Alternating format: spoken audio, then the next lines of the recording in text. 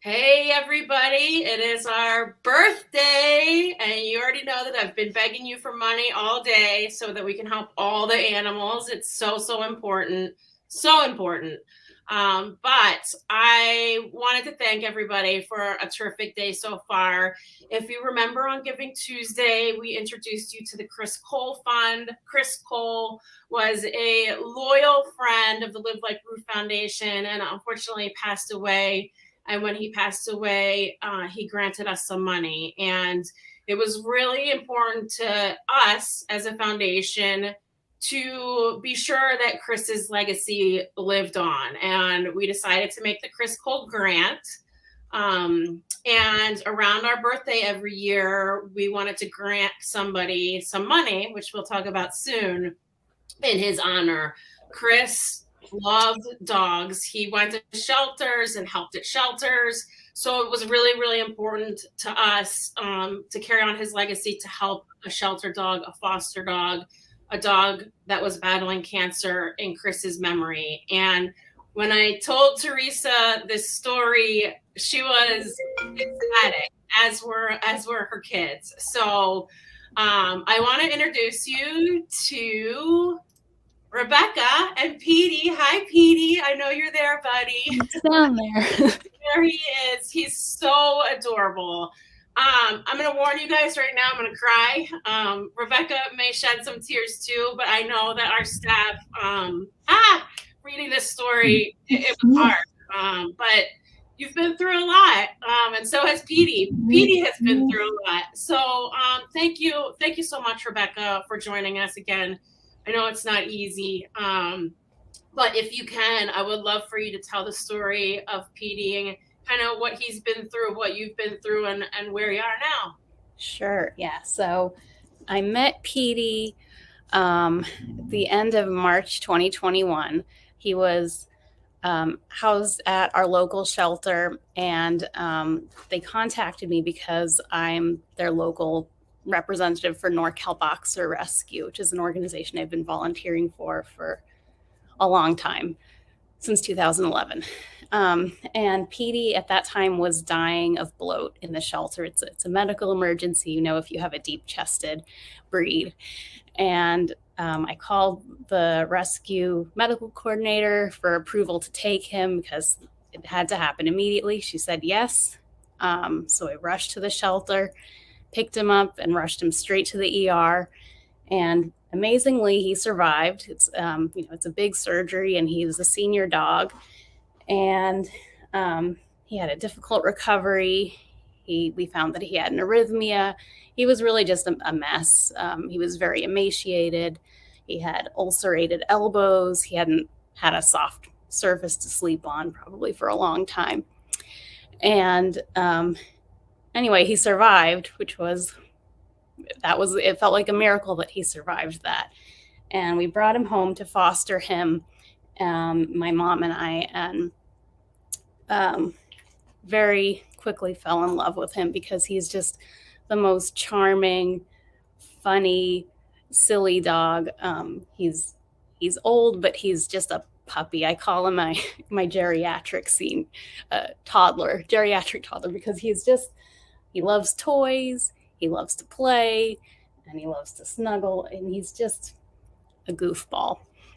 In any case, so he was with us for a while, and then last year, the day before Mother's Day, Petey and I were representing the rescue at an art event. We were being hosted by an artist who's been very supportive of NorCal Boxer Rescue. So we were there to represent the rescue group. And my mom came to pick Petey up a little bit early so that I could stay and clean up. And as I was leaving, I got a call from somebody who witnessed a car accident and got my number off Petey's tag. And somebody had crossed over double yellow lines on the highway and hit my mom head on, and she died. She was killed right there. So I picked up Petey from the site of the accident, and it was another miracle that he survived that. Well, it was a miracle plus the fact that my mom had, put him in his harness and buckled him into the back seat, so he was properly restrained. We rushed him to the ER, and they stapled a laceration on his head. And then over the next couple of days, it became clear he was really much more severely injured than was originally apparent. He was nearly paralyzed. He couldn't stand. He was just a mess. And the rescue was just so supportive. I mean, aside from sending people down here, attending my mom's memorial, driving both of us to the vet together, they did everything for him in terms of diagnostics and just making sure that they gave him every chance to be okay after the accident. And it turned out he had a spinal injury, he had pneumothorax, he had many broken ribs, he had a herniated diaphragm. He was a mess again. And he pulled through it because he's just the most amazingly resilient dog. I don't want to take his resilience for granted, but he really is amazing. He went to physical therapy, and now he's really pretty much back to normal. He goes on long walks. He's happy. He does zoomies after he poops, so he's in good spirits and happy. And then most recently, now he's been diagnosed with a brain tumor. Being involved in boxer rescue, I've had a lot of dogs with brain tumors. So as soon as I saw neurologic deficit, I immediately, kind of panicked. I thought, oh, shoot, now he's got a brain tumor. And indeed he did. So he went to the neurologist. He had the MRI. They confirmed it. And I knew that he's had so many chances, but he needed another one, and I needed him to have another one. So he just had radiation, and he looks good. I mean, actually, he looks asymptomatic now. He's still on steroids, but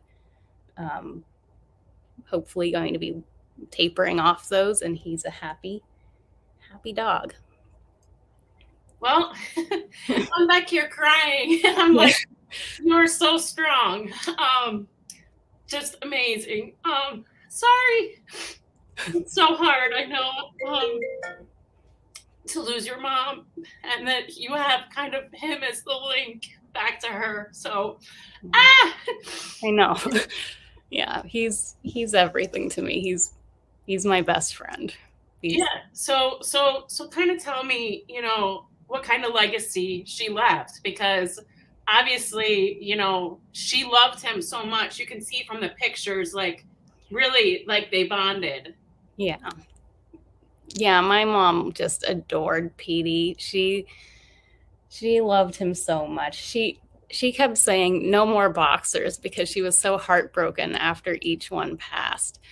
But when Petey came here, he was supposed to be a temporary foster, not even like a regular foster. But my mom just fell so in love with him. She called him, what did she call you, Pete? I don't know. She just thought he was the most perfect boy in the whole world. And she loved him so much. He loves everyone, but my mom was his favorite person to nibble. When he's really, really happy, he nibbles, and he hasn't nibbled so much without my mom. She was his favorite nibble object. I love it so much. You're the epitome of what this fun is supposed to be. So I'm a mess today. And, I wanted to tell everybody that we looked at Rebecca's app, and she's actually paying for all of the medical bills because she doesn't want to put that burden on the rescue because of all the rescue has already done for PD, which has been, Rebecca, you said, an extraordinary amount, and those bills really add up. I know, especially when it's urgent care like that. So you're the perfect grant recipient. I actually have your check ready to go for $10,000 from the Kohl Fund. So, oh my goodness, thank you so much. I don't know what to say. Yeah, no, it's the least we can do. Again, you're the epitome of the person that we want to help and that we like to help. And I'm so sorry for the loss of your mom. You know, it's really hard, I know. But we get to, you know, keep her legacy going and also keep Chris Kohl's legacy going by giving you this money and thanking you for all you do. Thank you so much. You're so welcome. Everybody, it's our birthday. I know that we should be singing and celebrating, and this is actually a great moment because we get to give back, and that's the most important, you know, in your mom's memory and in the memory of Chris. I can't think of a better outcome. So thank you, Rebecca. And please, I know everybody's going to want to know everything about PD, so I'm going to be bugging you and begging you for updates all the time, but I'll get this check into the mail for you, and we love you. You're a part of the Brew family now for life. So thank you. Thank you so much. And you're welcome. I don't know what to say, but thank you.